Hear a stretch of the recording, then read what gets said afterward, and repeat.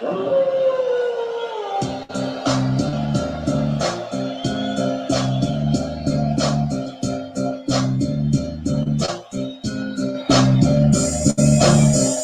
is back goes a mass destruction. Guess you see the bad boys of wrestling.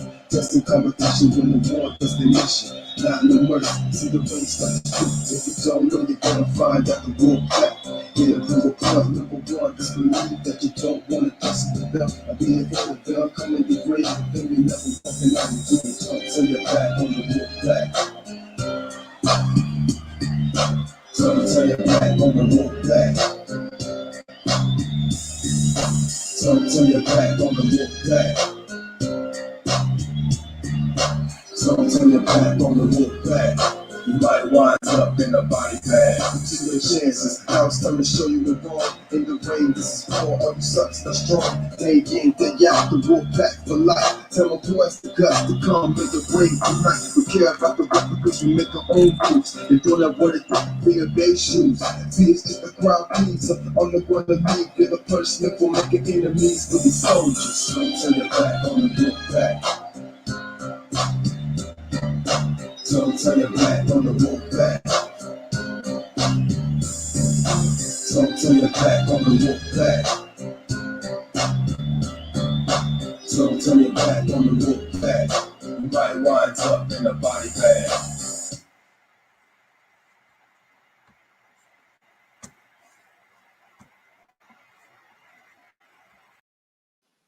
All right, what's going on, everybody?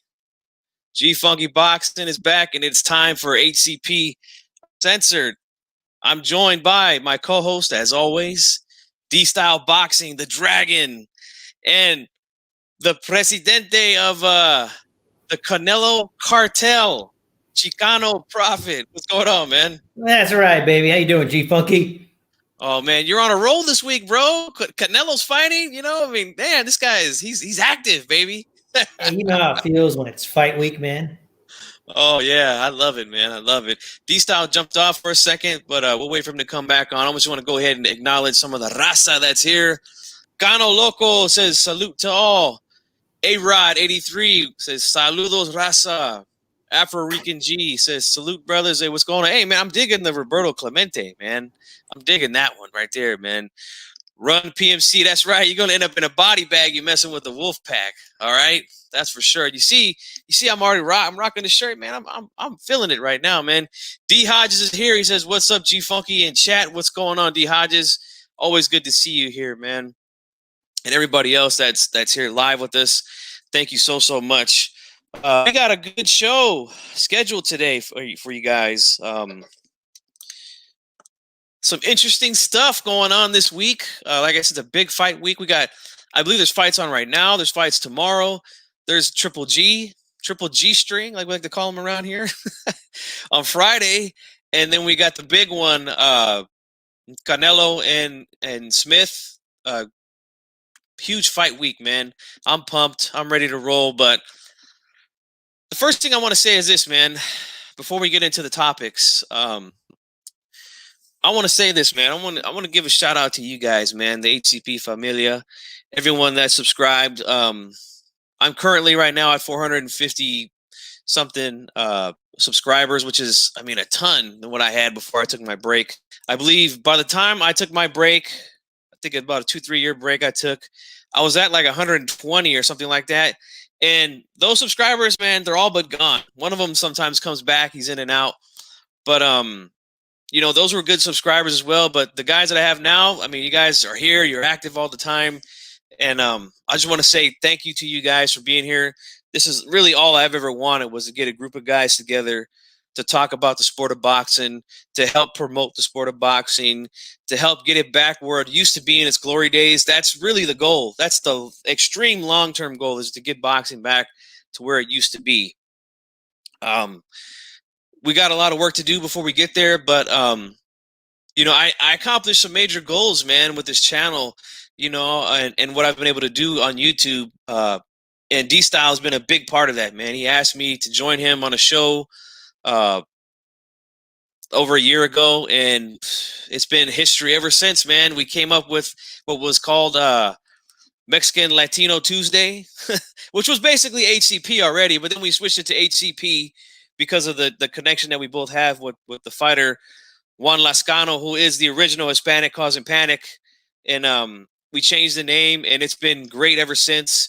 We got a show that's on the Leave It in the Ring network. Shout out to 97 Rough on the Leave It in the Ring network, who's put our show on the podcast, and we're all over Pandora, iHeartRadio. We're all over now.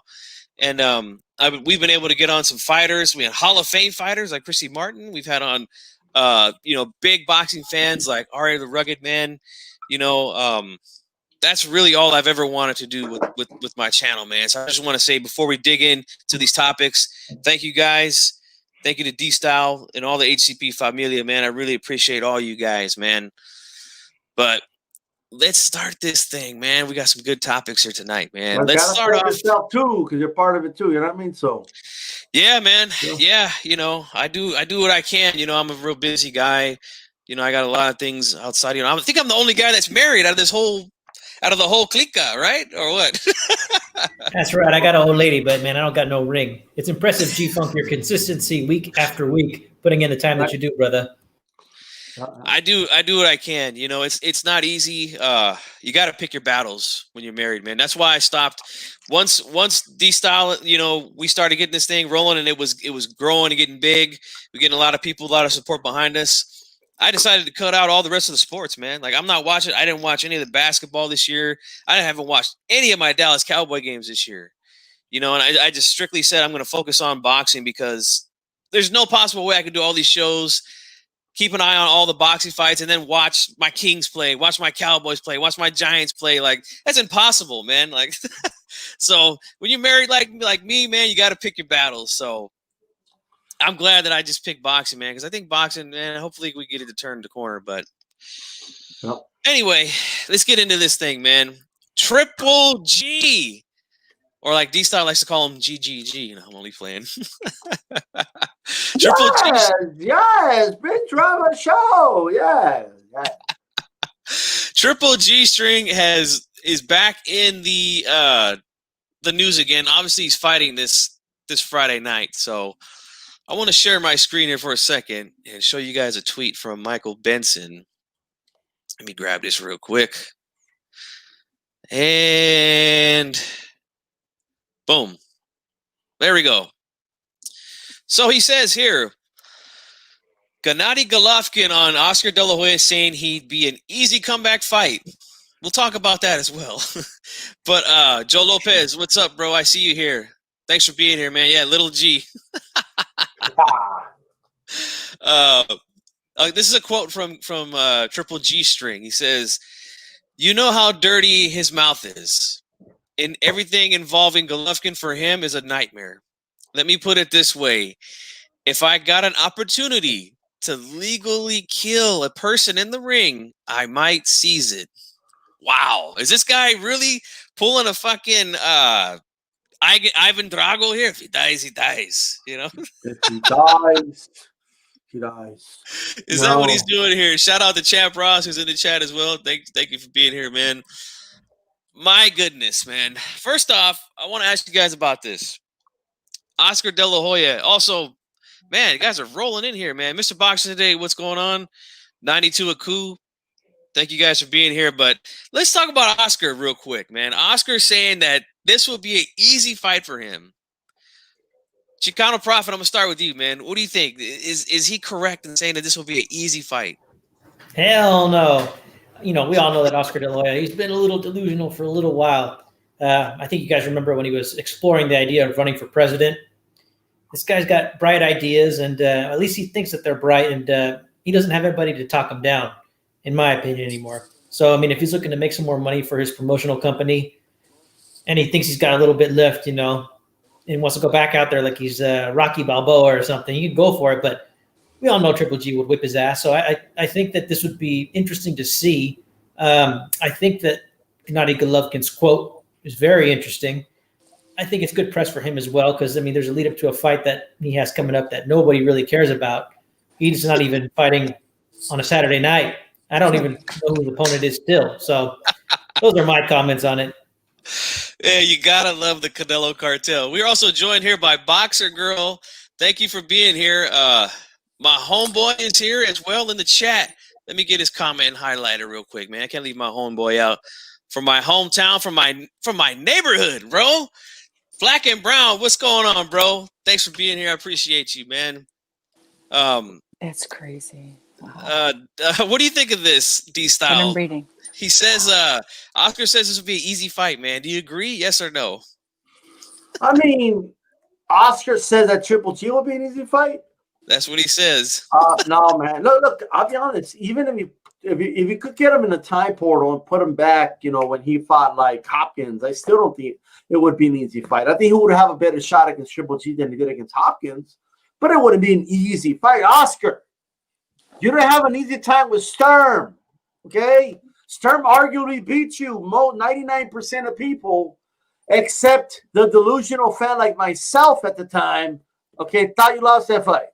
Right, you definitely lost. Now I need to call out Eddie Hearn. I want you guys to hear this. This was when Deontay Wilder said, "I want a body. I want to kill somebody." You know what I mean? That's what he said. That's what Eddie Hearn said. So let's play it really quick. Here you go.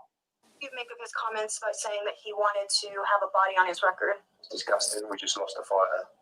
A fighter lost his life here a couple of weeks ago. You make of his comments. Okay, Eddie Hearn, I hear you. I hear now. Is Eddie Hearn going to keep that same energy? Well, let's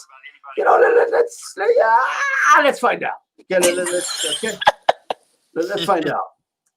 Triple G, who's never said a bad word about anybody in his life, was asked what he thought about fighting Oscar De La Hoya, who said, "Hey, I think I can come back and beat Triple G." And he said something along the lines of, "If I was allowed to kill someone, I might actually do it to him." What are your thoughts on that? I'm glad you said that because I saw that quote this morning and I thought, did he say that? And I don't mind the comment because it comes from a gentleman in Triple G. I mean, for me, that's a very dangerous position for Oscar De La Hoya to be in. Any guy that comes back after. Okay, so one guy, that's disgusting. How dare you say something like that? You want a body in your record. Okay, somebody just died. That's a real serious thing in boxing. Boxers do die. About 8 boxers a year die participating in the sport of boxing, right? So I'm not downplaying that. But when Triple G says it, I mean, he's a gentleman and a scholar. Right. He's a gentleman and a scholar. I mean, what a gentlemanly thing to say. I don't want to point that out. You know what I mean? Eddie Hearn's like anybody else. He's an opportunist like anybody else. He's going to say whatever he feels is the best thing for him to say for his benefit at any moment, any time. But I just want to. It was just it's not really like a call out. I'm just pointing it out. What's going on, Boxer Girl? No, that was a good point. I'm glad you caught the two different comments by him about basically the same thing. And he needs to, oh my goodness, he says some shit. He really does. Eddie Hearn, I'm talking about. So I don't know. He says some shit like diarrhea. Yeah, I gotta hand him some toilet paper. Like, dude, God, that's just so gross. You gotta go to Sam's Club. You gotta go to Sam's Club, get one of those bundles of toilet paper when Eddie Hearn talks. You can wipe his mouth with that. Okay. Let's just be happy that it's not early in the pandemic when all the toilet paper was wiped out. That's right. That's why they were out of toilet paper. All the shit the promoters were talking. You know what I mean? Yeah. I just think it's amazing to me that he can go from one thing to flip flop like that, and not think that people aren't going to catch on and remember. Well, hey, wait a minute, you said this about De La Hoya, and now, was it De La Hoya? He said it about. Yeah. Yeah. No. He was talking about Wilder, wasn't he? Well, he was disgusted when Wilder said it, but not so much when Triple G says it. Yeah, right, exactly. And I really think that shit should be blasted on Twitter. I really do. The two different, put them out there and say, listen. Not only did he say he doesn't have a problem with it, you fucky. He also said, and Boxing Girl, he also said he's a gentleman. You know what I mean? Like, exactly. So what is he saying about Deontay? Like, okay, so he's trash for saying it. And GGG is like, okay, well, that's fine. He's GGG. I love him. He's a gentleman. Were Like, you guys able to seriously, hear dude? that What clear, the by the fuck? way? Because I know my mic wasn't on, so were you able to hear it though? We Okay. heard it. Yeah. All Oh, right. yeah. Shit, But- if I had both those, I'd tweet the shit out of that and be like, you hear this, Eddie? You hear it? You hear it? You hear it? Remember? Contradict yourself much? Really? Really?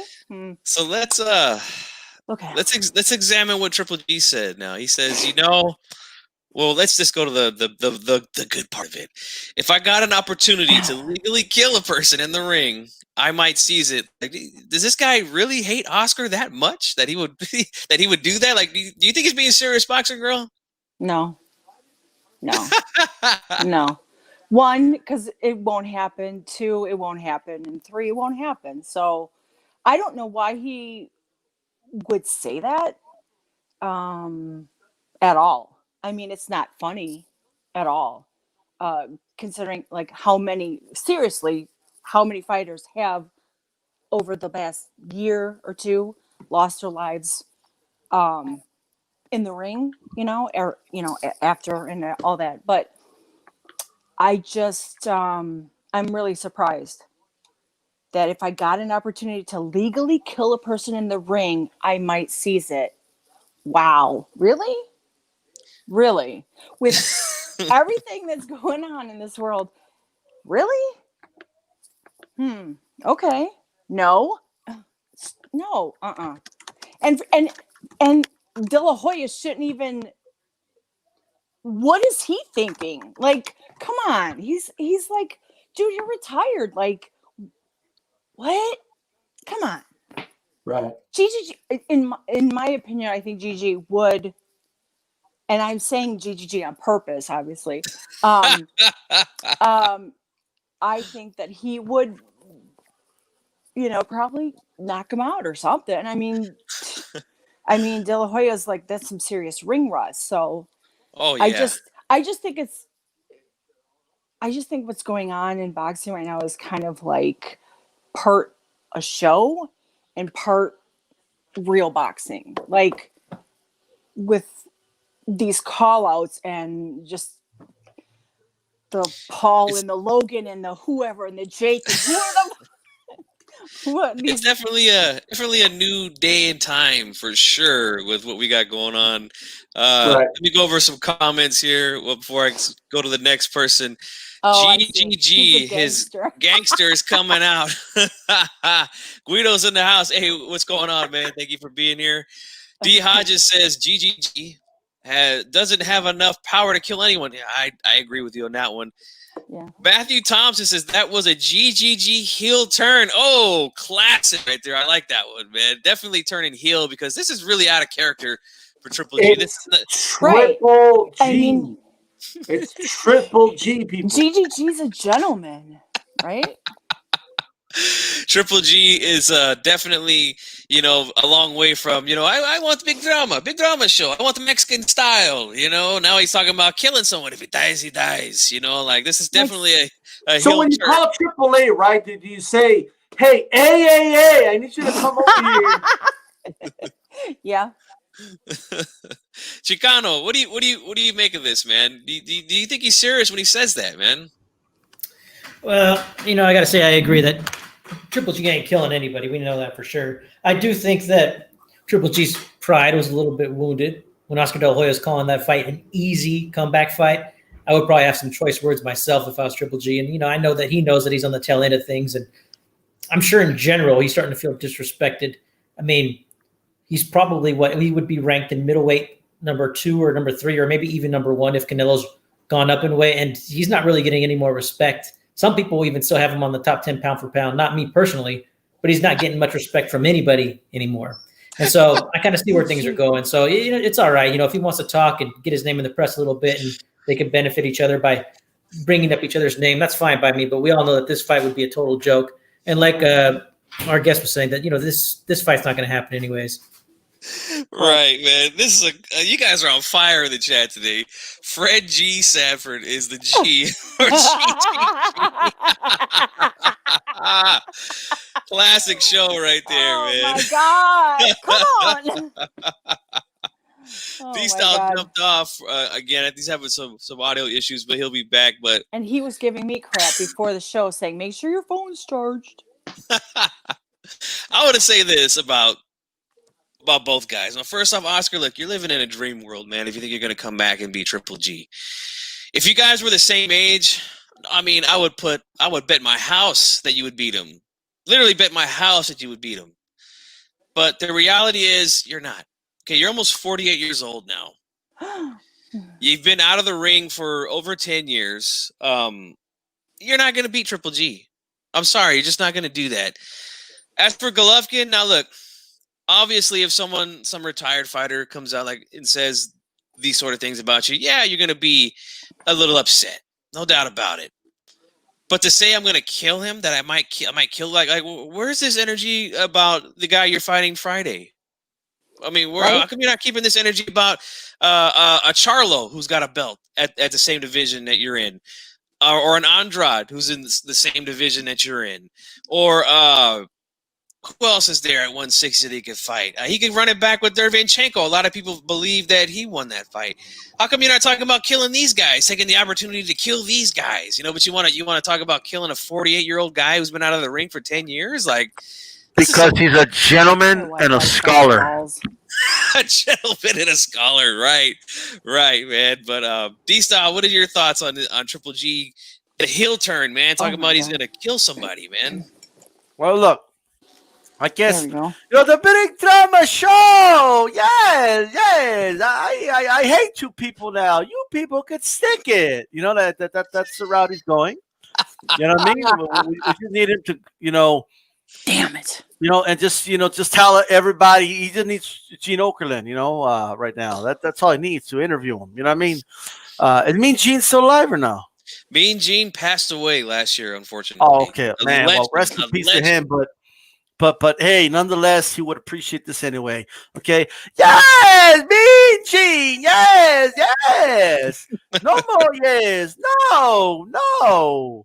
The fans, the people want a big drama show. I give big drama show to the people, and the people betray me. No, the people could stick it. They could definitely stick it.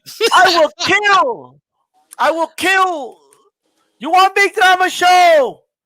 I will give you big drama show. I will kill De La Hoya. Mexican style. Do it Mexican style. There you go. Mexican style. Great impression there by D-Style. I love it, man. Of course. Yes. yeah.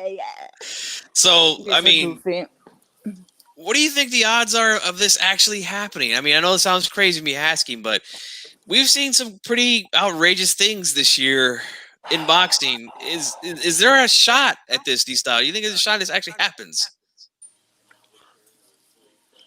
I don't want to say no, because every time I say no, it happens. You know what I mean? Like I'm not lying. Like when we're talking about Mayweather, fighting McGregor, I thought that was retarded. Okay, I was like, no, we're not gonna fight McGregor. Then it happened, and then it literally happened before our very eyes, right? Like in a professional fight. Which, by the way, I thought you had to wait 5 years for the Hall of Fame. Why is Mayweather already he just fought in 2017? Cotto, didn't he just fight in 2017 as well? Or I believe so. Yeah. It's too soon. Why are they even eligible? And you're going to keep James Toney out because of that? That's another issue. I don't even want to dive into that. But it could happen. But shame on any commission. Any commission that approves that fight, shame on you. Okay?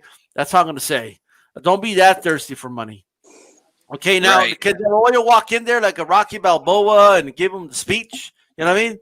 Remember that speech in Rocky Balboa? Like, you got to let me do what I want to do and live the life that I want to live. And all that shit. You're like all that. Bad choice of words to do it, yeah. Maybe he'll do that, but no, I don't.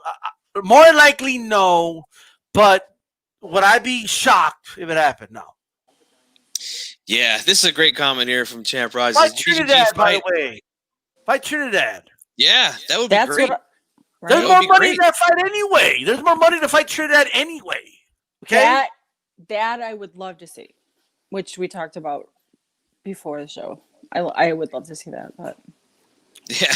I mean, obviously these are just for fun. I don't know what the hell they're for, really. Why ain't gonna be fun with the lawyers giving him another boxing lesson? Okay, well, Trinidad's not gonna have fun. I'm gonna have fun watching it, but other than that, you know what I mean? Do you think this is my only answer to that?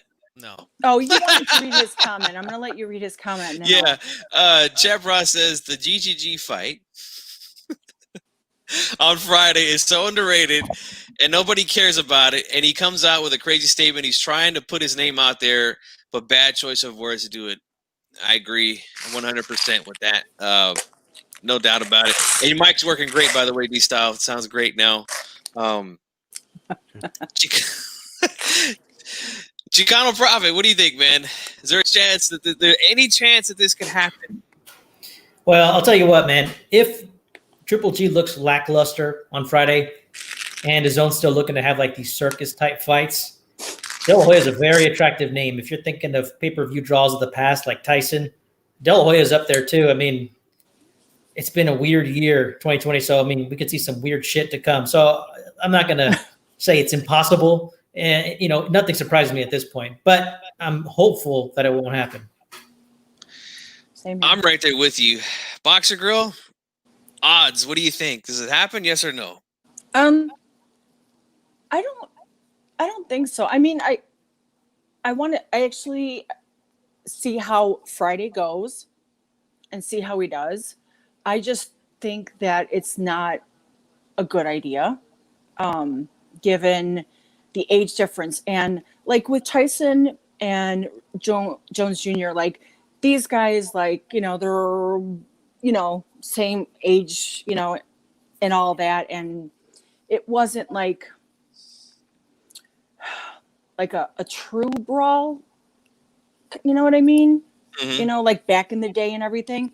So I just don't see how these two could come together. GGG and GGG and De La Hoya. I don't see the point, to be honest. Like, why?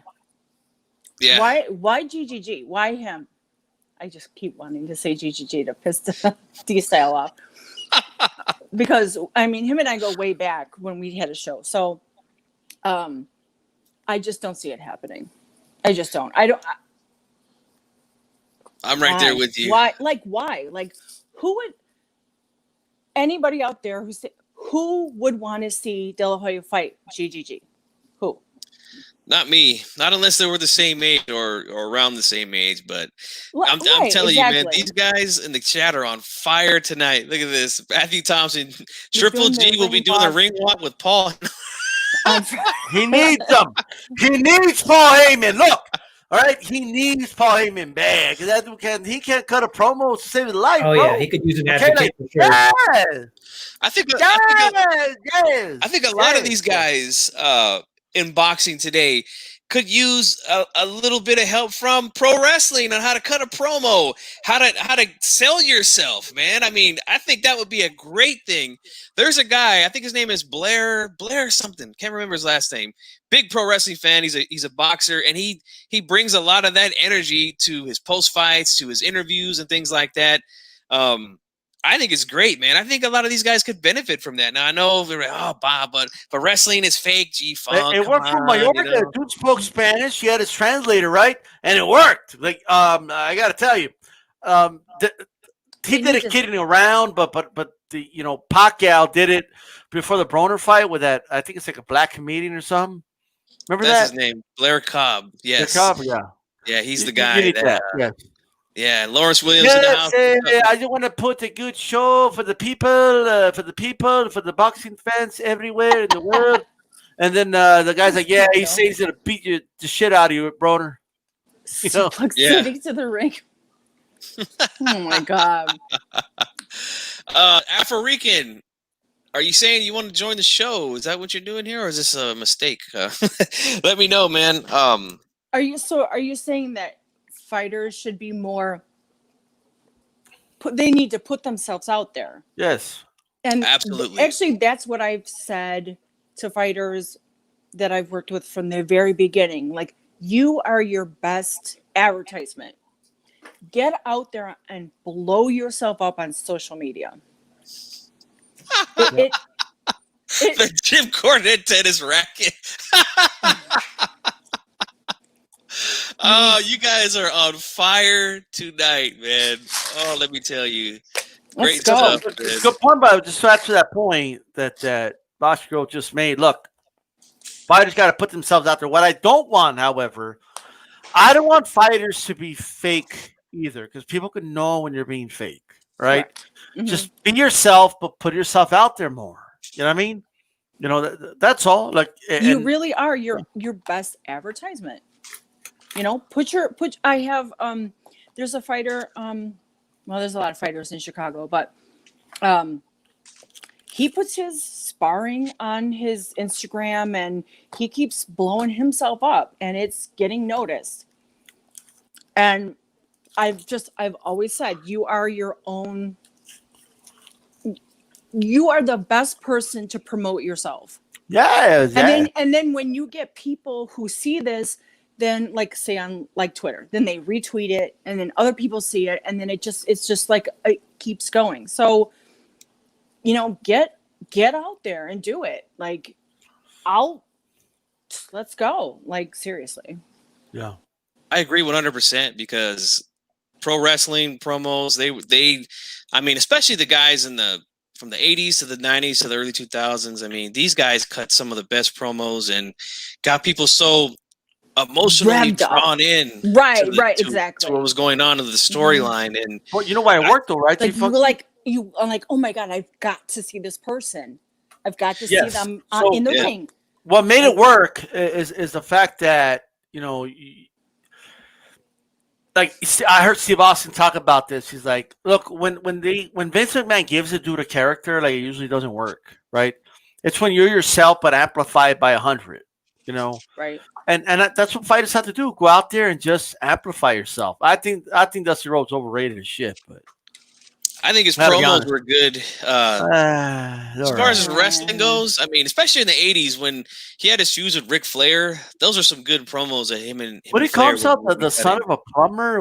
What did he call himself? Yeah. And you then guys remember really he came like to wrestling, don't you? Oh yeah, I was a big pro wrestling fan back when I was a teenager.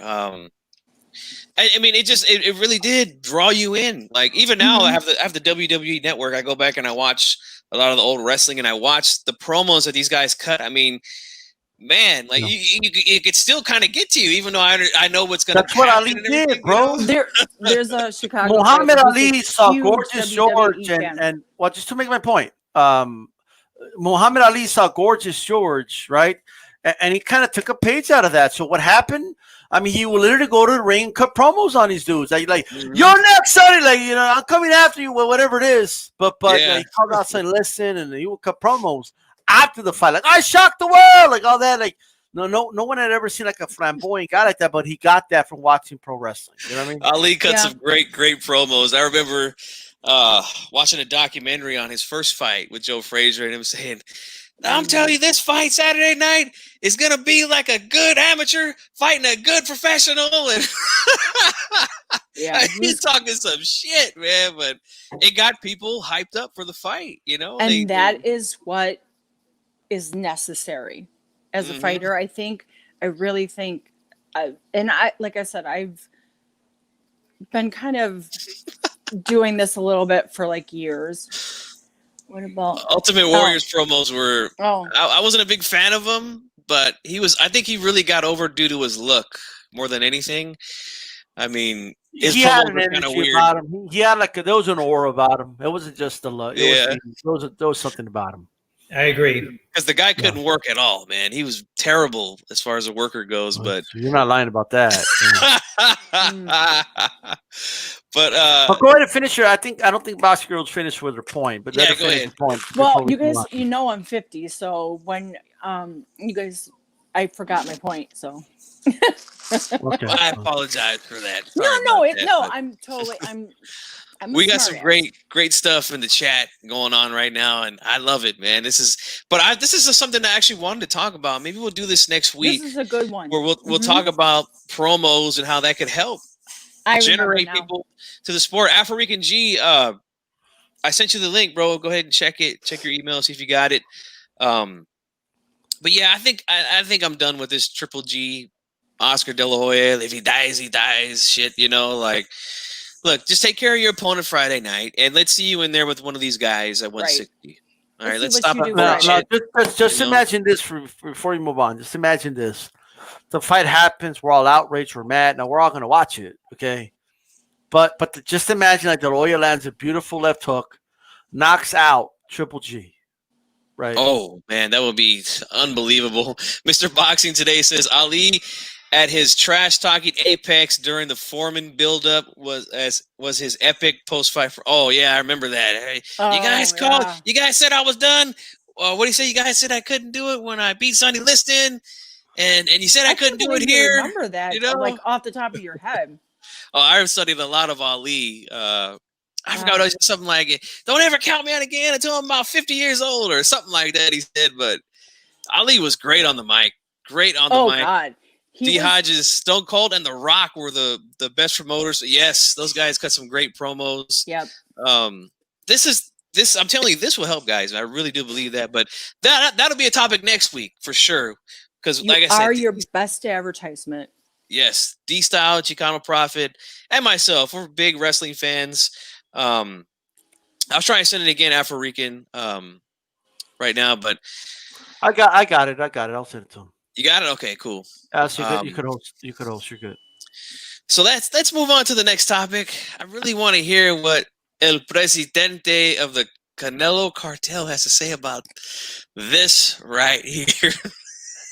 Let me grab it real quick. Share my screen with you guys again. Twitter's where it goes down, baby. All right. Mira. Oh, God. Edgar hell no. Berlanga Jr. tweets out, it says, 2.2 million viewers saw my fight Saturday, making it one of the highest rated fights of 2020. And I showed everyone I'm the next big thing. I'm now a main event attraction, and I want that money that comes with it. Man. Presidente. What is he doing? He's putting himself out there. What do you think, man? What do you think about this? Here's the thing.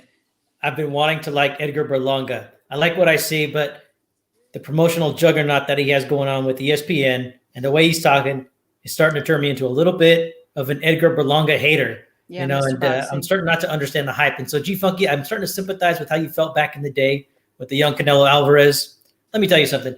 This whole thing's been pissing me off for a little while. And it started last weekend when the fight happened, the post-fight press conference, when they were like, oh, my God, Edgar Berlanga, you know, this guy, Ulysses Sierra, he shared the ring with Canelo. He shared the ring with Kovalev. What makes you different? And he's like, what makes me different is I'm no Canelo. It's like, okay, you need to stop with yourself. I have to say, you're absolutely right. You are no Canelo. At 23, Canelo Alvarez was a unified champion. He was fighting the best of the division at the time. You are still doing 8-rounders while Canelo was doing 12-rounders. You're fighting bums. You're fighting a sparring partner, dude. You got to get over yourself. Like, it's not like Canelo raised him from like a young pup or gave him a shout out before the fight saying that, you know, you could do it, Ulysses. He wasn't ringside. He wasn't anywhere. So he needs to calm down just a little bit, in my opinion. I do think that he's doing the right thing because, you know, the haters watch too. And the thing is, I want to like him, but there's a little bit too much hype for my personal taste. Big, strong words there from the Presidente. And I want to talk about this real quick. Not to go back, but this is great. Mr. Boxing Today, too. Roy Jones' post-fight promo after the Montel Griffin rematch is top 5. Absolutely. And just like Run PMC said, Pensacola, Roy Jones ‑1. It gonna be #1, baby, for him and all these doubters out there. Oh man, that was a classic post-fight interview with Larry Merchant after he destroyed Montel Griffin in the first round. Classic stuff. Destroyed him in. I mean, as soon as he hit him with a left hook, he was hurt in that rematch. Roy was not playing around that night.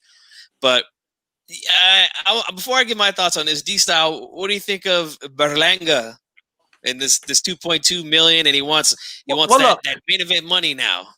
Well, the first thing I want to say is, do I blame him for pointing out that 2.2 million people watch this fight? Of course, I don't blame him for that. Hey, you're going to do what you're going to do. You know what I mean? You're not going to play yourself down. You're going to play yourself up, right?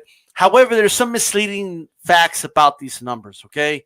One of the reasons I was impressed with the, Teofimo Lopez, Lomachenko numbers is because boxing was on for 3 hours, okay? Meaning that was a boxing crowd. Those were people that had every intention of watching Teofimo Lopez against Lomachenko. And when you add it together with the ESPN Plus, it did over 4 million viewers, and that's not including the hundreds of thousands that watched it on ESPN Deportes, and that's not including the rest of the world. But that aside, Berlanga, that wasn't you, bro. That was a college game, which was a really good, close game. Okay, it was. That's what it was, and it was that partially the crowd that started to watch the boxing, but also the leftover crowd. Okay, that came from the college game. Okay, so that it's really important for people to understand that, like that, those are not your numbers. That's a college game that happened right before that, and it was like a pretty big upset that occurred, right? So. Everyone needs to keep that in mind, and because that game was trending on Twitter, right? So you got the leftover crowd, bro. That's what you got, right? Yeah. So just like when Spence hit 8 million, that was a leftover Olympic crowd. Okay, everybody knows this. Okay, it doesn't mean it's not smart to do it. It doesn't mean that it's not a good move for Top Rank to put this right after a college game like that. That's why they do it. It's a good start, but let's not act like those 2.2 million all tuned in to watch Edgar Berlanga. Okay, like everyone just tuned in. The fight was only they immediately started that fight as soon as that game was over. It was only a round long, so we don't even know. We don't have enough data to really collect to know if the crowd increased or if it stayed steady. If you retained the audience, we don't even know. So that's all I got to say about that. But to want the big paydays, nah, bro. Like it's not only that. Whoever was watching for Shakur Stevenson. You know what I mean? I mean, come on. Who are you kidding? Right. Yeah. You got to climb that ladder. You can't just, you got to earn it. You just got to earn it. What does he have? 15 fights or something?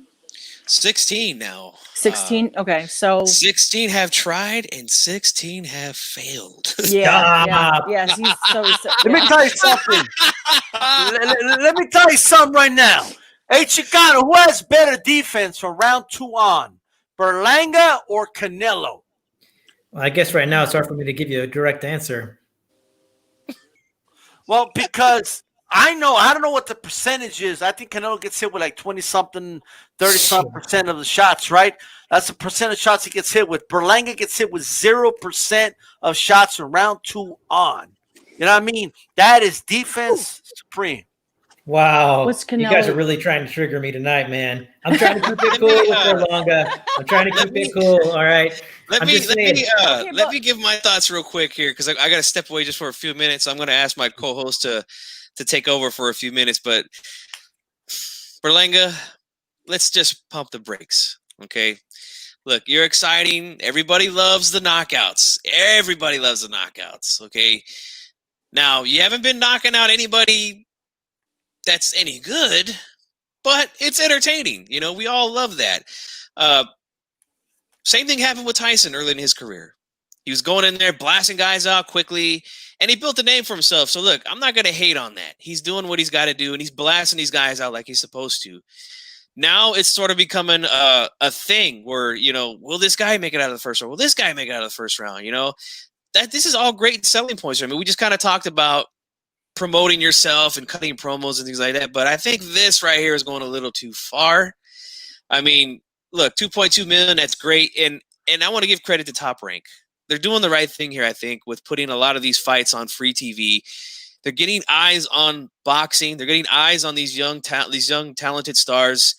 This is how you build stars here. You don't just throw them on pay-per-view just to throw them on pay-per-view like we've seen this year. That's just not what you do. I think this is a really good thing. Now, Top Rank has done some shitty things in the past, and Bob Arum, I agree. But I feel like this is the right thing he's doing with some of these guys. I mean, look, 4 million people watched Lopez and Lomachenko. That's a big audience there. That's the biggest audience of the year. But it wasn't on pay-per-view, so this is good. But as far as him saying that they all tuned in to watch me, like, no, D-Style's right. We had two big powerhouse colleges playing before that fight started, in LSU and the Florida Gators. Big time colleges. I mean, people love those two teams there. So that's a big part of it. And they didn't all just tune in to see you. Okay, they might have been there just to see you because your fight was so short. But talking about you're the next big thing. I mean, who knows? Who knows? You know, I know that the Puerto Ricans are getting behind him, and that's great. You know, they need another big superstar right now in boxing because that's kind of missing. We was hoping that Verdejo would do the job, but he got stopped. But no, you're not the main attraction, and you're not going to start getting paid that way, man. You got to start beating some live bodies out there before that happens. All right. D-Style, go ahead and take over for a few minutes, brother. I got to step away. All right, no problem. Really quick, some breaking news. Thank you for that, Chicano. Per Coppinger, Plant will be facing Truax, former title holder. Man, are we all just excited for that? I mean, the level of excitement.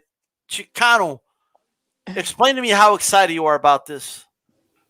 Man, I am. Oh, dude, I'm totally pumped. Caleb Plant facing another guy named Caleb. Caleb, I don't even know how to say this guy's last name. Trow. Is that how? I mean, who knows? I said Truax. Sorry, I don't know. Yeah, could be. I mean, that's the point. Is it surprising that we don't know this guy? It's not surprising at all, if you ask me. This is what all these title trinket holders do between 160 and 168. Canelo's the only guy who knows how to get anything done, and all they're going to do is wait their turn to get paid and give up their belt and give up their undefeated record to the great Canelo Alvarez. Oh, wait. Lance Mayer just said Caleb that Truax is from Minnesota. Okay, that makes it all better, right? You know? Yeah, he knows about those hard winners. Yeah. So something about him being from Minnesota just switches the whole thing, right? I mean, if he was from Ohio, we'd probably have a problem. Who knows? If he was from California, I don't know. You know, it reminds me of that Soundgarden song. You know what I mean? You know, I'm looking California and feeling Minnesota. Oh, yeah.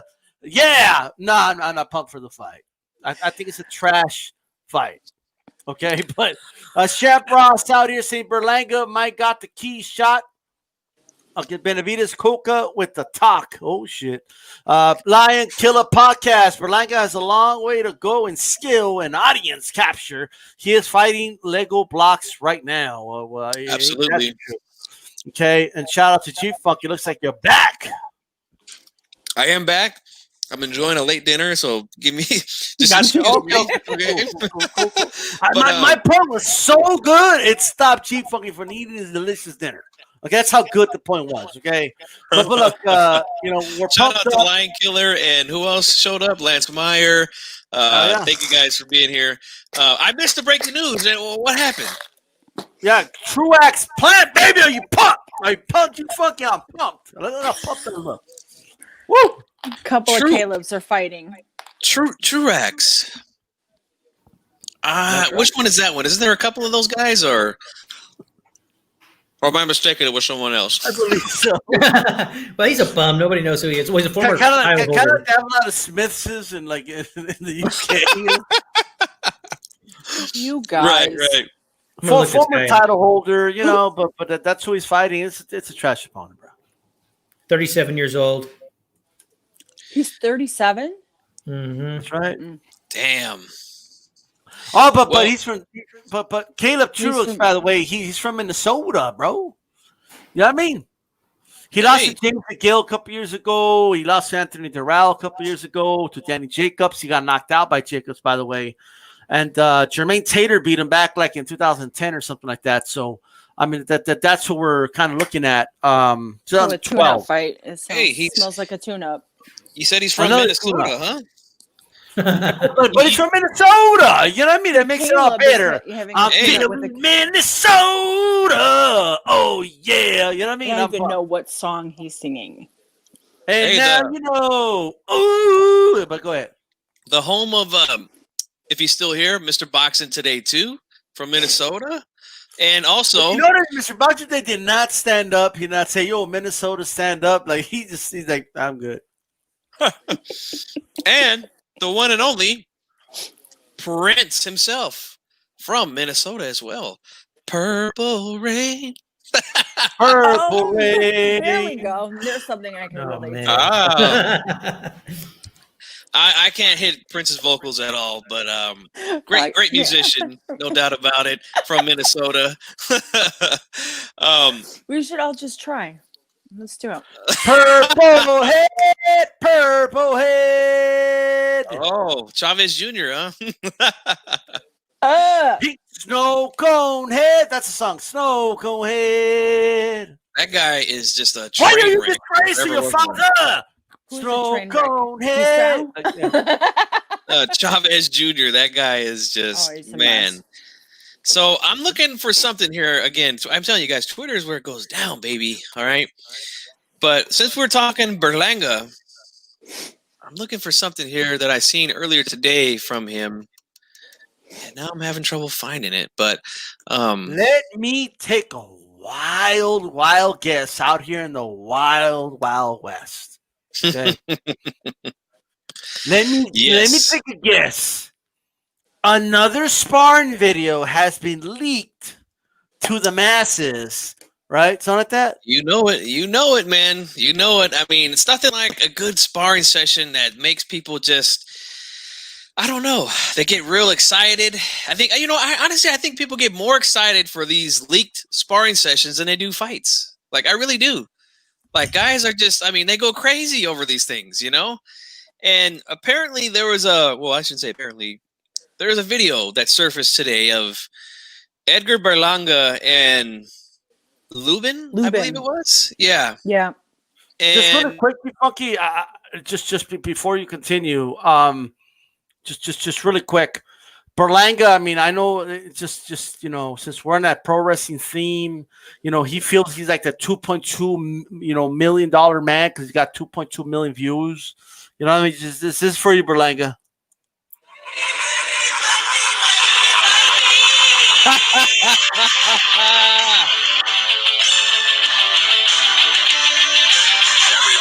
got a price.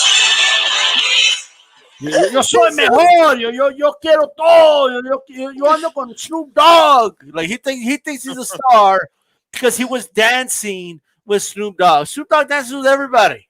I'd like to dance with Snoop Dogg. Snoop Dogg's a B level celebrity now. He ain't nobody anymore. Come on. Okay, Berlanga is the Dogg? A B level? Come on. Yeah, B level. Edgar Berlanga is the new Ted DiBiase now, $1 Million Man. By the way, I think in my opinion, Ted DiBiase, the $1 Million Man, one of the best heels of all time, in my opinion. That character was just so good. Man, I don't know. Of course, I try to find something here, and it's taking me all day long to find it. But yeah, there was a video of Berlanga in there with Lubin, and I want to show it so that maybe some people on the chat hadn't seen it. But I just added it to you, G-Funk. Check your Twitter; it should be popping up. That's an interesting sparring match. Well, go ahead and look for that, Chief Funky. I mean, let me just give my thoughts on while you look for that. But yeah. Look, check it out. So here are my thoughts on this. Okay, it's so easy. Like sparring is work, right? So, wow, somebody's throwing a party out there. All right, but that was my mistake. That's how they do it out in Sacramento. You know what I mean? These start talking and the party starts. You know what I mean? But check it out. Absolutely. African G, what's up, bro? I didn't see you there. My mistake, man. Let me fall back. What's happening? Going on, African? What's going on? Hey, how you guys doing? You're doing good, man. Glad you're here, bro. Okay. So what's the topic now? Estamos hablando del sparring. Oh, wow. Sparring. Yeah. Oh, the sparring? Berlanga, the $1 Million Man, bro. Ted DiBiase. $1 Million Man. The future. I'm not sold on that guy yet. I think he needs to step up and. But that's Lupin piecing him up on the screen. Who's that? That's Lupin piecing up Eric Berlanga. Lupin? Yeah, Eric 154 pounder. Wait, who's Yeah. got the white? Berlanga's in the white and Lubin Okay. is in the red. Yeah, Come the guy on, that- Lupin's the Berlanga. black guy. Berlanga's the light-skinned Puerto Rican I dude. can't. I'm looking at it on my phone. It's small. I'm old. I need my glasses. I don't want to put them on because I just don't want to. So Look, I was watching a fight on ESPN once, right? There was a black dude boxing the Mexican dude. I don't remember who they were, but they both had black trunks, right? And the commentator, I swear to God, they're like, this is what they say. Man, I really wish they wore different color trunks. I mean, we're trying to describe who's who. Like, Wait a minute. oh, Somebody He hit got us. hurt. Somebody hit He us got with hurt. it. Shabransky. Yep. you see, Yeah. Shabransky did what Andre Ward couldn't do. Remember that? Uh-huh. Oh, I remember all that madness. Let me tell you. Oh my God!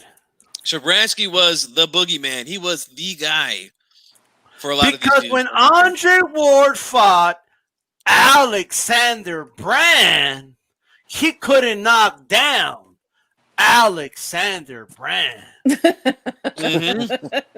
But Shabransky, he did to Alexander Brand what Andre Ward couldn't do with bigger gloves and headgear. Oh, I remember that shit I was yesterday. That was like 4 or 5 years ago. I know all my remember it. routines. sparring. I know all my. I remember all my routines. How old Definitely, is this man. one? By the way, if I'm ever held Well, hostage, if I'm ever captured and held hostage, and you get a call and we got D style right here, okay, and you don't send us the money, we're gonna kill them, right? All you gotta do is do the Shabransky thing. Tell them to do the Shabransky thing to know if it's him or not. Okay, and they don't know what to do, even if it sounds like me, like I don't know, what is that? It ain't me. It So wasn't me. It wasn't me. it wasn't me. So African G, I'm not sure how old this sparring session is. And I agree with what you just said, Lance Meyer. Let me highlight this comment. He says, I think you got to take sparring footage with a grain of salt. Absolutely. I'm not one of these guys that sensationalizes leaked sparring footage. It's not. I think that guys that overdo it with sparring footage never have been in a gym before. Never been in a boxing gym before. Mm-hmm. Well, I Lubin's love been watching sparring. Lubin's been in the boxing before, but here's what I want to say. Like, it's so easy. Like, here's the problem with sparring, right? A couple factors. You don't know how long guy B. Somebody has to mute themselves. I'm hearing some crunching or something. But Maybe. okay. Yeah. Sorry, Just, you know, sorry, guys. it's a little disruptive there, but you can hear the you don't know how long guy A has been, Been sparring, been in the training, ring. Yeah.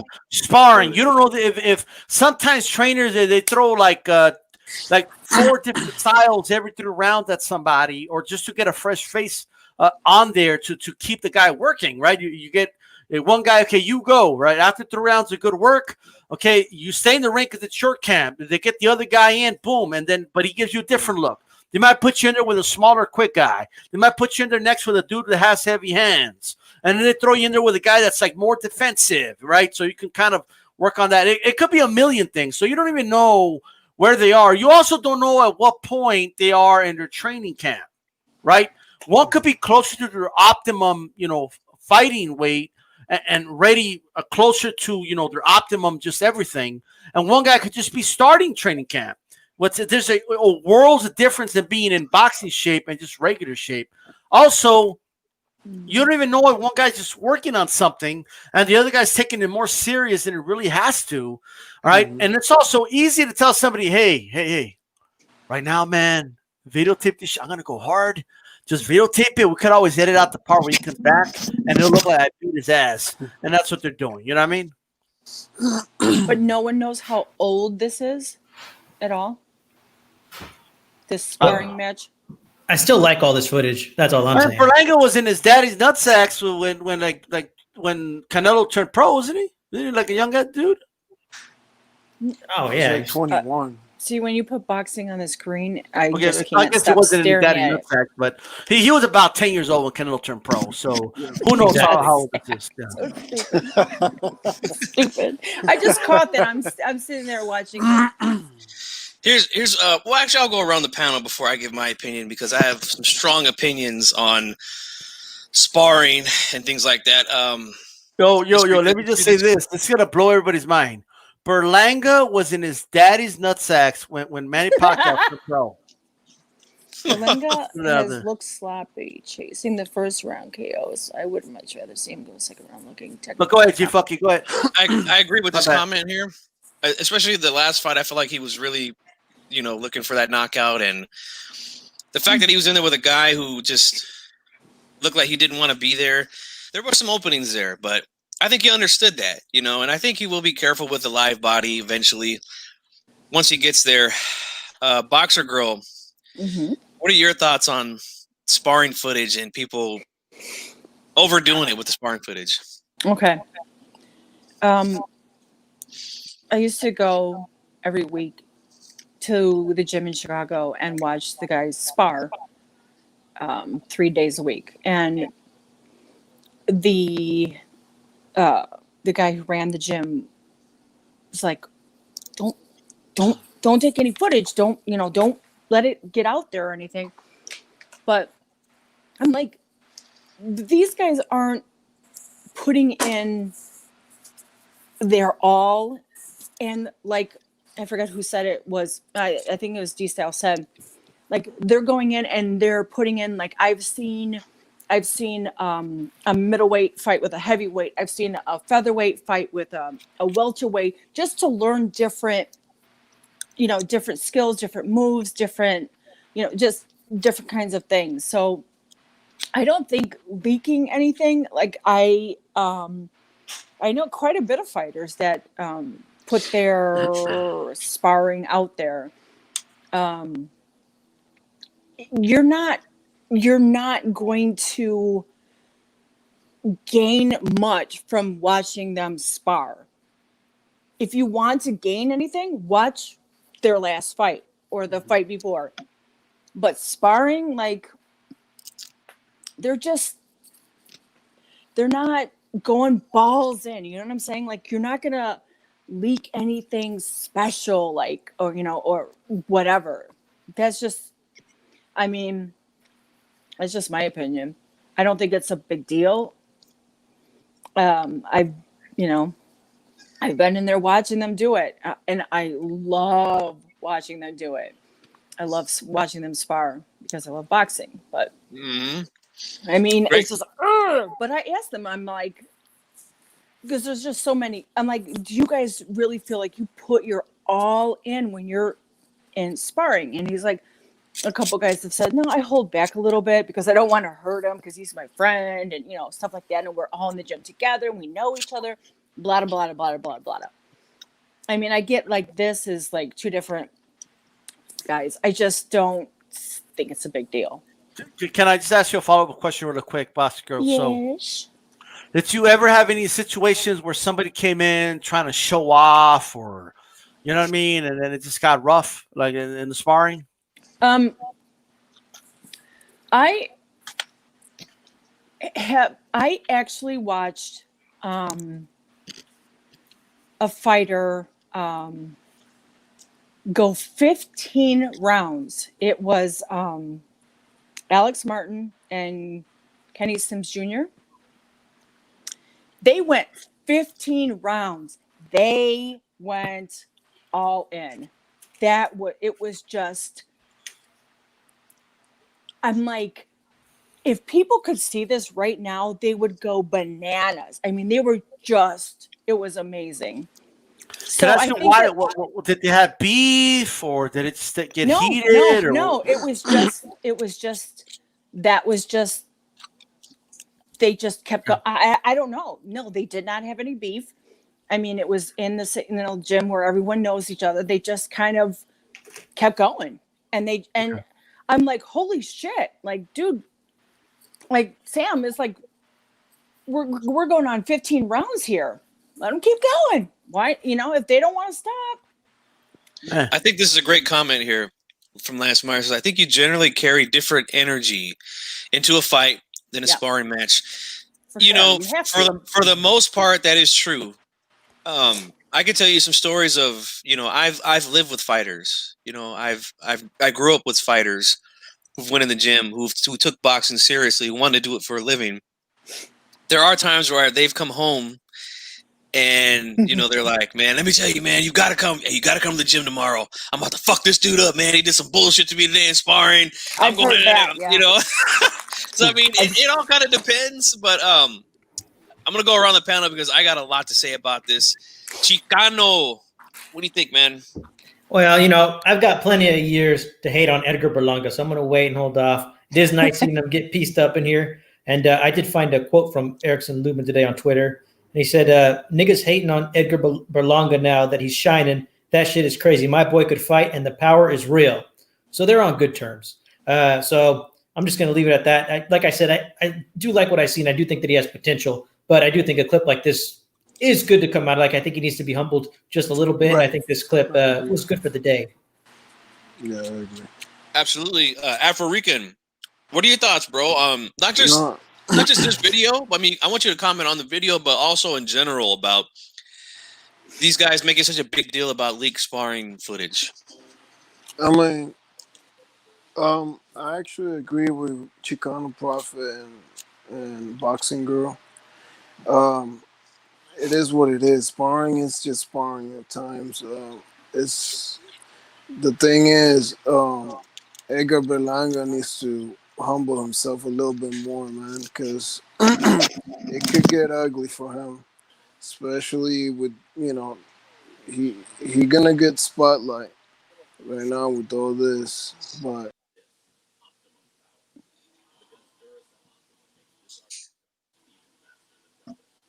Is that a mic drop? I think it's just you and I. What happened? No, he fell off there, but you know, just something really quick I here. only hear you. Yeah, no, like Chief Funk is there, but he probably stepped away. But I don't know what happened man. with I had to step away. Did we but lose I was going to say, yeah, he'll come back probably if he's still there. But as far as Eric, I do want to know, right? He's saying, oh yeah, you know, the power's real, blah blah blah. But what I want to know is, how did this footage get out there? How did this? It's really convenient that this footage got out there. You know what I mean? Absolutely, man. And everybody went, right? So I'm gonna go ahead and give my piece now. Here's the thing, man. I'm gonna comment on the video first, and I'm gonna comment on sparring and my experience with it. This footage here, obviously, you know, we see it looks like Lubin is putting in some work on Berlanga here. To me, it looks like Berlanga is exhausted at this point. He looks like a tired fighter right now. Looks like D-Style said he probably was in there. You know, he probably already went so many rounds, and then Lubin comes in. You know, they do that with guys that are training. They'll throw 3-4 guys at you in one sparring session for a guy who's got a fight coming up or something like that. Like that's a known thing in boxing gyms. You know, that's just what happens. So that's what it looks like to me. Now, look, here's the thing, man. This is how I learned that sparring and sparring footage and what happens during these sessions doesn't really mean shit. I remember as a teenager, I could have maybe I was 18, 19 at the time. Very young guy though. And like I said, I grew up around some fighters. You know, I went to the gym with fighters all the time, you know. And things like this would happen all the time where one guy all of a sudden looks like Sugar Ray Leonard in the ring on somebody who he's not supposed to look like Sugar Ray Leonard against. Like, I'll give you one example. There was a young fighter who I don't even think this kid had a professional fight yet. I think he was still an amateur. He wasn't like a highly touted guy, you know, but he was an amateur in the gym. And we had a guy who was fighting, he was getting ready to fight for it's like some intercontinental or continental, one of those smaller belts, you know, but he had already had about close to 30 fights. You know, he's an established guy in the area. Now they threw this young kid in the ring with him to spar, right? Because he was fast and he had some movement, which is what the guy who he was going to fight against, you know, that was kind of his style. So you want to do that naturally, you know? And let me tell you something, man. This kid went in there, and I'm telling you, when I say Sugar Ray Leonard, I am not even bullshitting with you guys. He looked like Sugar Ray Leonard on this dude. And I mean, let me tell you, at the end of the sparring session, the guy who was going to compete for the champion, who actually won the belt, by the way, that Saturday night, his name was Rogelio. This guy was, I mean, let me tell you, his shirt was full of blood. His shorts were full of blood. He was beat up in this sparring session by this kid. Beat the fuck up. And I mean, me and 3 of the homeboys, after they closed the gym, we were all out in the parking lot for about an hour talking about this. Like, I can't believe what we just saw. Like, this was fucking crazy. Like, we thought this dude was going to be the next big thing to come out of the gym. Turns out, this kid ended up not being shit. And I don't mean that in a disrespectful way, but it didn't translate into the professional side of things, you know? And that's, you know, and I'm not saying that's what's going to happen here with Berlanga and all that stuff, but I mean, things could happen in a sparring session, you know? And like D-Style said, we don't know the situation that was going on here, how many rounds Berlanga had been in there, and all these other things. But the point is this. Let's stop with the hard-ons about fucking sparring sessions out there, okay? I don't get hard-ons. Let's just stop that. You know, it's ridiculous. These new media guys, especially, you guys want to take on this responsibility to report the news and things like that, and talk about the whole truth. Yet you want to over exaggerate sparring sessions. Like, I know these guys have never been in the fucking gym. We say shit like that, right? I mean, it's just, we hear about things all the time, you know, and it's let's just stop it with this stuff. All right, that's really all I got to say. Anybody else got anything to say about it? There's just nothing really to. It's sparring. It's you're not going to get any clues or any insight to, oh my God, he's doing. You're not going to get that. If you want that kind of information, watch the fighter's record. Watch them fight. You know, older fights to study or whatever. But as far as sparring goes, it's like you're not going to get much. You know. I agree. I'm just sick and tired of these guys coming out. Them up then. I mean, we talked about them a few times, but you see the videos.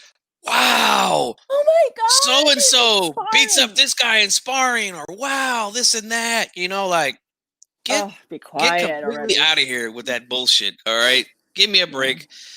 I'm ready to. Well, we got Leave It in the Ring here. Thanks for being here, man. Appreciate you. 97 Rough. That is. Vatos, yeah, that's the homeboy right there, man. Like dudes, like what's up, dudes? You know, homeboys, whatever. You know. Okay. Nobody else has anything to say about sparring before we move on, because I mean, seriously, it's ridiculous. Whoa, Chief Funky, we're talking about sparring. not a fight. Not a real fight. Yeah. Yeah. No, we're not talking about the fight. We're talking about sparring. I wish there was some about things practice. I could tell you guys. We're talking about practice. The great Allen Iverson right there. We're talking about practice. Not a game. One of the best sound bites ever in sports history, by the way. Allen Iverson. African G is back. Let me grab him in. Yeah, one of the greatest sound bites ever. What are you eating? It's taking you so long to eat it. I'm sorry. I'm in between the show, eating, and parental duties. I'm multitasking, you know, but I feel you. I feel like I'm doing a good job. What do you guys think? I think you're doing great. It's uncensored, bro. You could eat. You can. What do you eat? Whatever it is, it don't matter. I'm eating some chicken, actually. But I want to move on to our next topic. You're eating potato plant. What? Boyo. Ew, that's gross, D-Star. I need a year's notice. So This dude's literally just got some Caleb plant, is eating it right now. I want to talk about this here, man. Corny as hell. A quote from Canelo Alvarez, who is fighting this weekend, by the way. He is. He says that he's willing to go down to 160 to fight Earl the Truth Spence, because that would be a big fight, is what he said. Now, I'm paraphrasing, of course, because I don't have the tweet in front of me where I seen that, but there's been a lot of talk about that in the months leading up to his announcement against Caleb Smith. A lot of people have been saying that he's ducking this and that, and right away, as soon as the quote comes out, I see the videos again coming from the new media, quote unquote. Mm-hmm. Wow. Canelo says he'll move down to 160 to fight Spence, but not Jamal Charlo or Andrade. You know, what do you guys make of that headline? Of course. Let me tell you something, guys. We know what time it is, guys. See, guys. Let me say this, man. I mean, obviously, he wants to move up, right? Errol Spence has. It's not like Errol Spence hasn't mentioned this. And to be fair, a member of the media asked Canelo the question, "Would you fight Errol Spence?" And he answered that question. He's not actively out there talking about this. He's been actively talking about unifying 168, right? But for this fight, he's saying, I'll move down for this one because, you know, hey, it'll be a big fight. And it would, right? It would. Yeah. But if it's okay for, Mikey Garcia to move up to fight Spence, if it's okay, some of the same people were advocating and promoting, okay, guys, all right, you hear me over there, okay? We're actively promoting. We're actively promoting. All right, Gary Russell Jr. moving up to fight Crawford. Okay, so you have no room to talk. How about this? Sit down, don't talk about it. You're going to sound like a hypocrite. So that's what I got to say about it. Absolutely. I'm going to save Chicano Prophet for the end because I know he's got some good shit to say about this. Basha Girl wants to say something now. Go ahead, Basha Girl. Go ahead. Oh, no. I like that, man, having Russell move up and fight. I like that. Just keep going. I'm listening. All right. Well, what are your thoughts about Spence? The possibility of that happening, and these guys, again, finding a way to discredit when they're the ones that said originally, when it was mentioned, that Canelo doesn't want that smoke. He doesn't want that smoke with Earl Spence because Spence called him out and he didn't say nothing. Now that he mentions, okay, yeah, I can move down to 160, and now they're like, oh, but he's ducking Jamal Charlo and Demetrius Andrade now. Like, what do you make of that? They constantly just need something to fucking bitch about on Twitter. They seriously it's like, it isn't good enough. It's this, it's that, or he's doing this, or he's that. It's that he's fighting a bum. He's ducking. He's doing this. He's doing, like, what the fuck? Like, everyone just needs to like bitch about something. Like, okay, so in my eyes, I'm thinking Canelo, this is a tune-up fight. Okay, that he's fighting Caleb. So that's just my opinion. Mm-hmm. And it is the road towards Spence. And I think he should fight. I'd like to see it, but I don't know. I don't know. I've got mixed opinions on that. Like, I like what D-Style said. Gary Russell moving up and fighting. Shoot, Crawford. who did you? Crawford. Yeah. So there's like all these guys that, like, we want. Like, I would like to see. I want to see Crawford keep fighting, and I want to see. I want to see Charlos out there. I think that both of them are, entertaining fighters, and I want to see. I'd like to see Russell up in there. I'd like to see. Shoot. Let me ask you this: would you rather see Spence fight Crawford or fight Canelo? I think that I'd like to see him fight Canelo first. Okay. Yeah. That's Man. just my opinion. No, that's fine. That's perfectly fine. If that's your choice, you know. I think that fight Damn happens right. first. For I do Rican, what do you too. think, man? I think Canelo and Earl Spence happens before Crawford step up with Earl. That's what I think.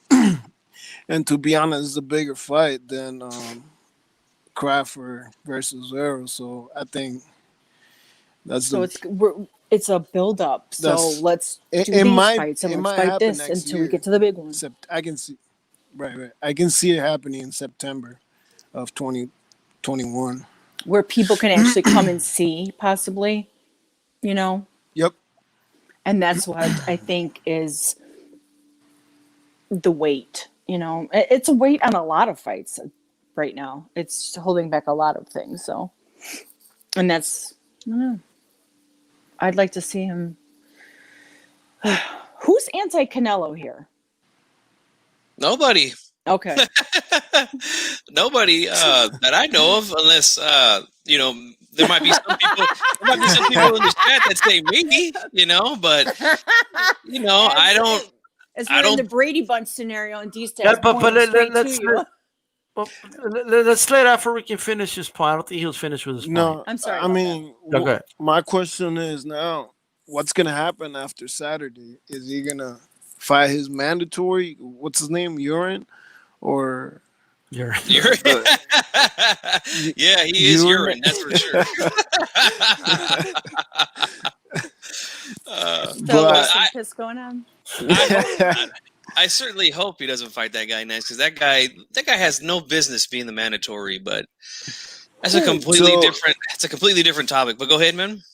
No. So if he doesn't, what's gonna happen? Is he gonna stay at 168? Is he gonna give up the belts, or you know? Yeah, I think it all kind of move down? depends. Because I mean, yeah, it all kind of depends, because I mean, we all know everybody's shooting for him. You know, he's the guy that everybody wants to fight because they're going to make the most money fighting him. So, you know, it really all depends. We got some breaking news here. I was trying to show it to you guys, but Twitter is not working for me right now. But looks like Tim Tszyu, the son of the great Kostya Tszyu, gets himself a first-round KO tonight. I like that kid. He's looking good. I want to see him come over to the United States and start taking on some competition over here. But Chicano Prophet, what do you think, man? What do you think of these headlines that these guys are putting out there?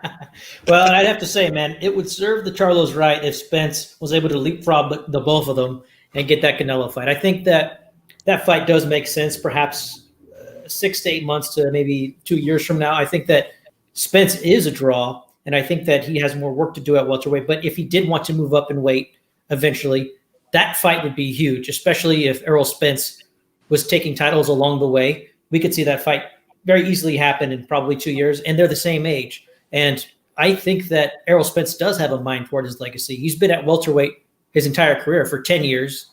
It'd be nice if he cleaned out a division he's been in for 10 years, but once he does that, or if he moves up and gets a title at 154 and they meet at 160, I think that would be a hot fight and everybody would be excited. Right.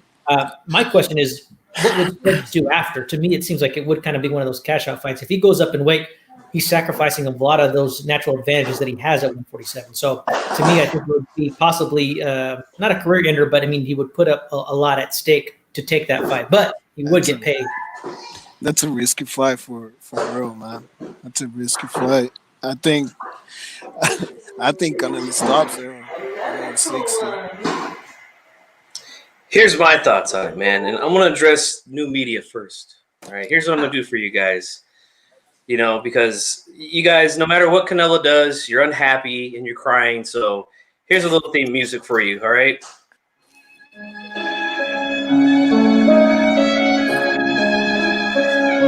Let me wipe my eyes.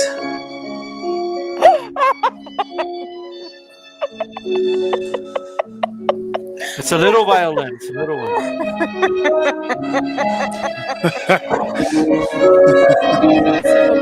There you go. Okay, you guys can fucking cry all night long. 'Cause that seems to be all that you guys ever do, man. When it comes like You see, guys. Let me tell you something, guys. Canelo's at it again, guys. Yep. Guys. And guys, this same guy won't criticize Mayweather for taking on Logan Paul, but he'll criticize the hell out of Canelo for possibly fighting an Earl Spence. We know what time it is, guys. All right. But all bullshit aside, look, could Spence go up to 160 and fight Canelo? Absolutely. He's got the frame for it. Yeah. You know, I don't think that would be an issue at all. Canelo, I don't think it's a good idea. I don't think it's a good idea either, just to jump right up and fight Canelo. I think you should definitely test the waters first, because here's my thing, man. Look, I like Spence. You know, I think he's a fantastic fighter. I give him a lot of credit for coming back off of his car crash and winning a fight against a good opponent in Danny Garcia. You know, he gets credit for that. Yeah. You know, but the thing is this: ever since Spence has stepped up, right? We have not seen these vicious knockouts like when he was fighting guys like Algieri and El Campo and all these other dudes that he was getting out of there, you know. And that's not just exclusive to Earl Spence. That happens to all these guys when they step up in competition, you know. But here's the thing: in his big fights that he's had, Mikey Garcia, Sean Porter, Kell Brook, and now Danny Garcia, hasn't been a whole lot of knockdowns. You know, he did drop Porter, you know, in the middle of an exchange. Porter didn't seem too damaged to me. You know, he got clipped with something and, you know, took a knee, got back up. But I'm really questioning, you know, these guys, they say he's such a monster and he hits so hard. Like, I mean, if he's not getting rid of these guys at 147, I don't see him getting rid of anybody at 160, or especially a Canelo who's shown an all-time chin. Let's just be honest about it. This guy can take a fucking punch, you know? He's taking some hard punches from Triple G. He's taking some hard punches from Kovalev. He's taking hard punches from Daniel Jacobs. All these dudes got legit power. And the guy has not even been close to being down against any of those guys. I highly doubt Earl Spence can do that. I don't think Earl Spence can outbox him. You know, the thing that gives Canelo trouble is movement. Guys like Trout, who can move around the ring, Mayweather, Erislandy Lara. You know, these guys are the ones that gave him trouble because they can move around the ring. Spence doesn't fight that way. He just doesn't. So I think it's a bad move for Spence. I don't think he beats him. But Canelo knocks him out in 6 rounds. Very possible. Yeah. Go ahead, African. I mean, he was getting hit clean against Danny Garcia to the body. And we all know how Canelo gets down. Yes, who's a great body who's a great body puncher, but Garcia, who is a great counter puncher, just like Canelo is. Right. You know? Yeah, I'm not trying to say that they're the same, but you know, some things are similar. That wasn't definitely not a tune-up fight coming off of his accident. And I'm sorry to interrupt. I just no, that's fine. I mean, you know, some guys do a tune-up type of fight after, you know, but Garcia is not a joke, you know. Yeah, and Garcia was making Errol Spence miss. The only thing that he needed was to make him pay, and Canelo's gonna make you pay. So. Yep. It's not gonna look pretty. It's not gonna look pretty. Yeah, that's the thing about her. And there's nothing against Earl Spence. I love Earl Spence, you know, but I don't think it's a good idea to go up to 160 and fight Canelo. I mean, I gotta hold on real quick. I gotta call you out real quick, African G. Now you come into the channel. Shit. You come into the channel, right? With the Clemente avatar, and then you come on the show and it's not there, man. Where is it, bro? Oh, I couldn't find it, dude. Clemente. I'll change it. All bullshit aside, one of the greatest ball players ever, man. Ever. Right. And not only that, but a great humanitarian. That's how the man lost his life. He's out doing humanitarian work out in Nicaragua. On his way to Nicaragua. Yep. And he died, and you know, rest in peace to the great Roberto Clemente. Clemente. But I was looking forward to seeing that, man, when you came on. But it's all good. Next time, brother. Next time. But That's I'll bring it illegal. next You could just Google his pic if you want. You know. well, African G, he's a Puerto Rican, and Puerto Rico. Clemente's a Puerto Rican, so he's a hero over there, man, and deservedly Yeah, so. no, You know, I agree. Yeah, I agree.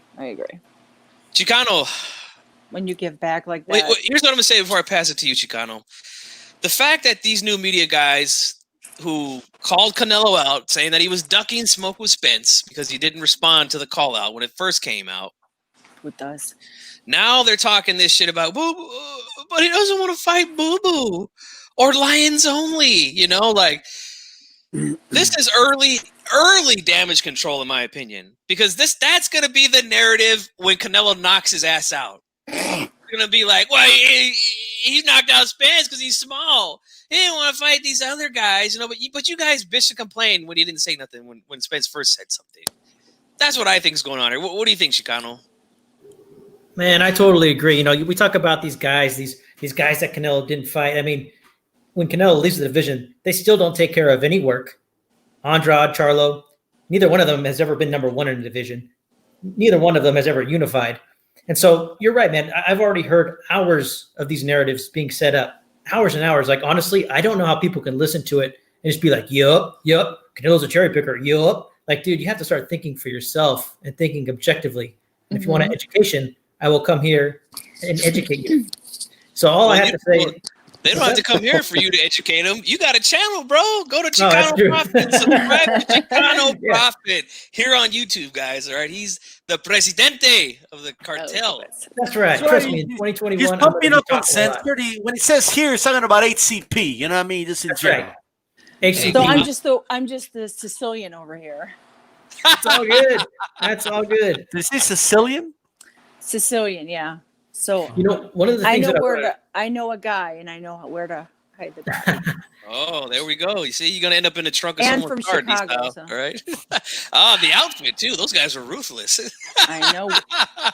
All good, man. They like my personality. I'll make them laugh. They'll just let me go. Hey, this guy's not that bad. How did you not know I was let him go. You know, he's a good guy. Let him go. You know, that'll be good. Hey, forget about it. That's what they say. Forget about it. Forget about it. Bada bing. No. Oh, so D-Style, what do you think, man? Is this early damage control from these new media guys or what, man? Let me tell you something, bro. It's all about narratives with the new media, okay? I mean, anybody, a lot of people, you know, just need to just, you know, understand that. Like it doesn't take a genius to understand that, man. Like the guy like Aki and Dante's Boxing Nation. I'm sorry, it's that's what it is, and we got to call it for what it is. Who I already annihilated. That is Aki. I just go ahead. Well, I mean, I don't think I'm going out on a limb saying what I'm saying, right? Like it's not like a controversial statement, but look. Yeah. I've heard people say that Errol Spence can move up to 154 and beat Jermell, right? So you obviously think he's better than the one Charlo brother, right? So if he's better than one Charlo brother that you said Canelo avoided 154, which isn't even true, right? But doesn't that kind of show you something? You know, like, I mean, you got to think about these things. Like you want Canelo at 160 or not? You know, and just like Errol Spence didn't jump and do everything he could to make the Crawford fight when the you know, Garcia fight, okay, the Mikey Garcia fight that was presented to him, right? Why should it be any different for Canelo? Like if he wants to take it, he's being challenged for that fight. Why shouldn't he take it? You know what I mean? Errol Spence says he wants to do that fight, right? So I just don't see the problem. You know, look, if somebody asks me what you prefer, undisputed. I'd rather see Spence Crawford because it's a welterweight supremacy. That's what I want to see. Welterweight's my favorite division. So we'll get it done there. But I'm just not gonna hate on the guy or on the fight if it happens, and all you guys are gonna watch it. So yeah. Who are we kidding? Who are we kidding when we talk about this fight being made, but I'll tell you what it is. Let's say, hypothetically, right? Let's say Canelo said, no, I'm not interested in that fight. Then the title of the videos would have been Canelo ducks Spence. Yep. Canelo wants no piece of. He doesn't want that Spence work. That's what the titles would have been. So he's damned if he does, damned if he doesn't. And look, I'm far, far from the biggest Canelo supporter, but the shit's getting out of hand. I'm sorry. It's getting old. And I'm right there with you. You know what I mean? I'm right there with you, man. And so I remember there was guys in the chat saying, "What the hell? You know, this guy G Funk is siding with Canelo or something like that." You know, like because I mean, look, I've had my opinions on the guy, but these dudes, they just go, I mean, out of this world to come up with some of these narratives. African G, what do you think, man? Are these guys putting in that early damage control or what? I'm not sure, man. I don't follow Dante's Boxing Nation. It's been like 5 years since. But, you're not missing nothing, that's for sure. But yeah, I mean, you know how it is when you're the face of boxing. There's always gonna be haters, you know. There's always gonna be people talking. Damn if you do, damn if you don't. So it is what it is for me. I really don't pay attention to that. But you know, it's whatever. Absolutely, man. And you know, like I said, you're not missing much with Dante's Boxing Nation. Yeah, I mean, I'm kind of tired of talking. Now I'm gonna have to go look at them. I used to listen to his stuff, but it was getting ridiculous. To be honest, but you know, it's gotten worse. and you saw last week, or was it 2 weeks ago, when we had Rob Boxing on, who's a guy who was there at the beginning when these guys started all this. And he told us, like, these guys, they flat out lie. They're just saying things to get views, you know. And that's I mean, we knew that, but a lot of people don't, obviously. I mean, look at how many subscribers these guys have, you know. I would love to Dante's Boxing or Aki to join the Hispanic cousin panic and see. Hey, let me tell you guys something, and all you guys out there in the chat, and if any of you guys that watch the archive, you tell them that G Funky Boxing of HCP is looking for both of those guys. You know, they won't come on though. They'll never, like, I mean, you go to Ego, he's another guy in new media. You go to his channel, if you say one thing in the chat that a difference of opinion, he's like, block that motherfucker, get him out of here. I don't want him here no more. Like these that's horrible. That's just chicken shit. That's what that is. Like, but you know what though? Like, you know? I'm so done talking about those guys. You know what I mean? Like, at the end of the day, but I just want to say one more thing. Look, at the end of the day, Canelo, like African G said, is a, you know, like the face of the sport, right? Like, and by that I mean he's the biggest name of active fighters right now, you know.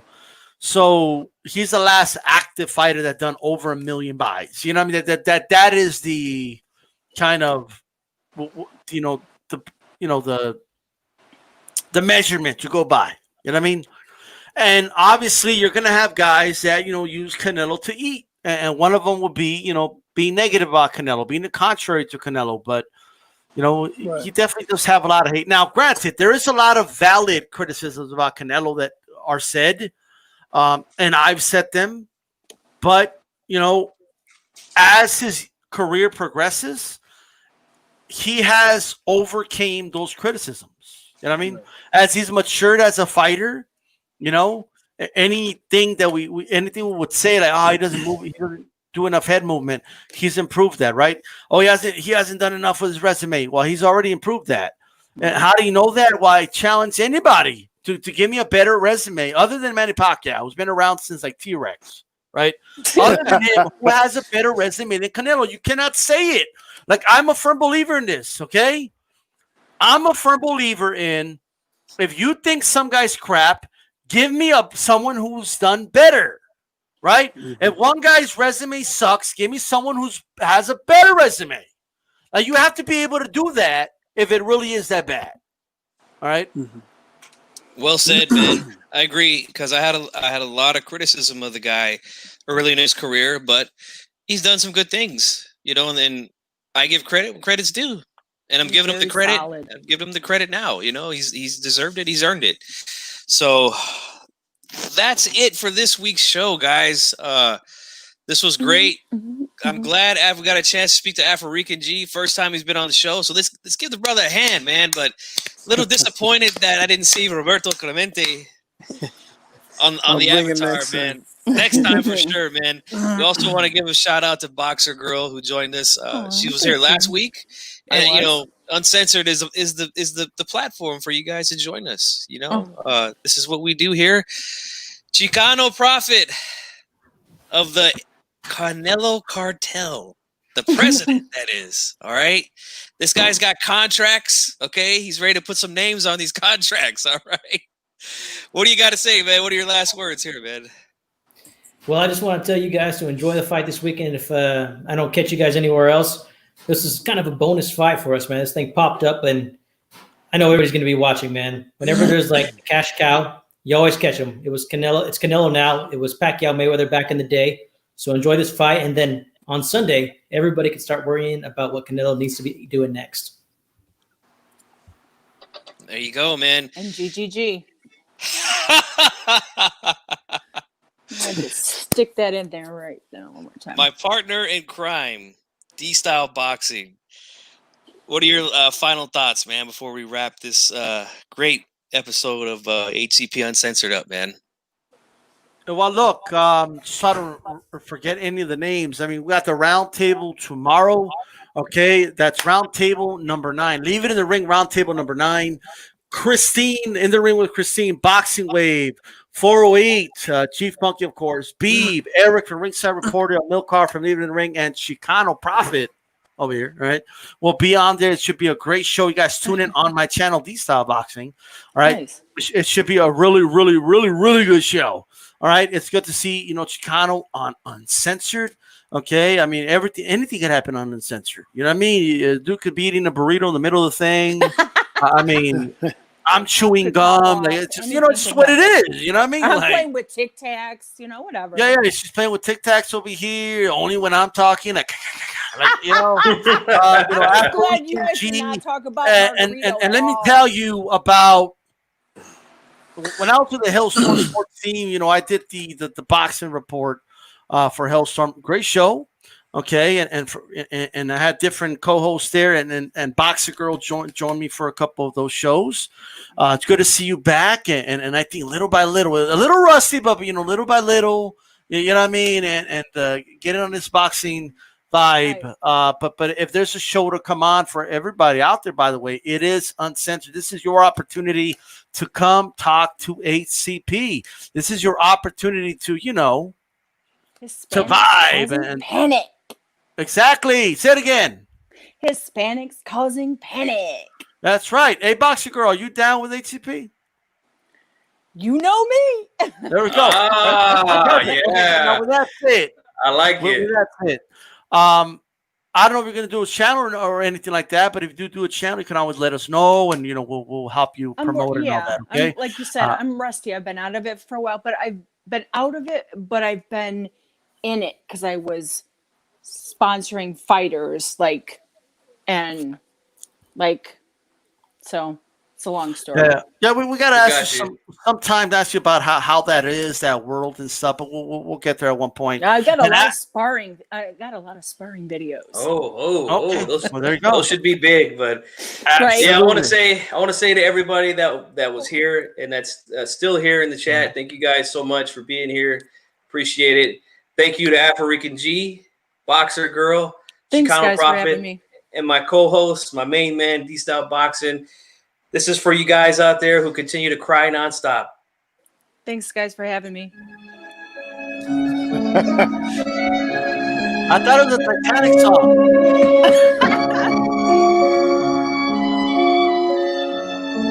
This is G Funky Boxing for HCP Uncensored. We are out. Peace.